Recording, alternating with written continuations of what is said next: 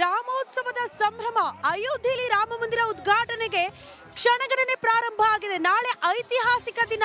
ಆ ಕಾರಣಕ್ಕೆ ನಮ್ಮ ರಾಜ್ಯದಲ್ಲಿ, ನಮ್ಮ ಕರ್ನಾಟಕದಲ್ಲಿ ರಜೆ ಘೋಷಣೆ ಆಗಬೇಕು, ಸರ್ಕಾರಿ ರಜೆ ಘೋಷಣೆ ಆಗಬೇಕು ಅಂತ ಒತ್ತಡ ಹೆಚ್ಚಾಗಿತ್ತು. ಆದ್ರೆ ಸ್ವತಃ ಸಿಎಂ ಸಿದ್ದರಾಮಯ್ಯನವರು ಬಹಳ ಸ್ಪಷ್ಟವಾಗಿ ಹೇಳ್ತಾ ಇದ್ದಾರೆ, ಸರ್ಕಾರಿ ರಜೆ ಘೋಷಣೆ ಇಲ್ಲ ಅನ್ನೋದನ್ನ ಸ್ಪಷ್ಟಪಡಿಸಿದ್ದಾರೆ.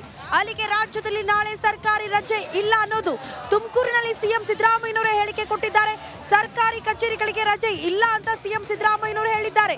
ರಾಮ ಮಂದಿರ ಉದ್ಘಾಟನೆಯ ವೇಳೆ ಕಚೇರಿಗಳಿಗೆ ರಜೆ ಇಲ್ಲ, ರಜೆ ನೀಡುವಂತೆ ಬಿಜೆಪಿ ನಾಯಕರು ಆಗ್ರಹಿಸಿದ್ರು. ಸಿಎಂಗೆ ಪತ್ರ ಬರೆದಿದ್ದ ವಿಪಕ್ಷ ನಾಯಕ ಆರ್ ಅಶೋಕ್, ಆದ್ರೂ ರಾಮ ಮಂದಿರ ಉದ್ಘಾಟನೆ ಸಂದರ್ಭದಲ್ಲಿ ಯಾವುದೇ ಸರ್ಕಾರಿ ರಜೆ ಇಲ್ಲ, ಕಚೇರಿಗಳಲ್ಲಿ ಸರ್ಕಾರಿ ನೌಕರರು ಬಂದು ಕರ್ತವ್ಯ ನಿರ್ವಹಿಸಲೇಬೇಕಾದಂತ ಅನಿವಾರ್ಯತೆ ಎದುರಾಗಿದೆ. ಸ್ವತಃ ಸಿಎಂ ಸಿದ್ದರಾಮಯ್ಯನವರೇ ಸ್ಪಷ್ಟಪಡಿಸಿದ್ದಾರೆ. ರಜೆ ಘೋಷಣೆ ಮಾಡಲ್ಲ. ಕೇಂದ್ರ ಸರ್ಕಾರ ರಜೆ ಘೋಷಣೆ ಮಾಡ್ತಾರೆ ಸರ್. ರಜೆ ಘೋಷಣೆ ಮಾಡಲ್ಲ. ಕೇಂದ್ರ ಸರ್ಕಾರ ರಜೆ ಘೋಷಣೆ ಮಾಡ್ತಾರೆ ಸರ್. ರಜೆ ಘೋಷಣೆ ಮಾಡಲ್ಲ. ಕೇಂದ್ರ ಸರ್ಕಾರ ರಜೆ ಘೋಷಣೆ ಮಾಡ್ತಾರೆ ಸರ್. ರಜೆ ಘೋಷಣೆ ಮಾಡಲ್ಲ.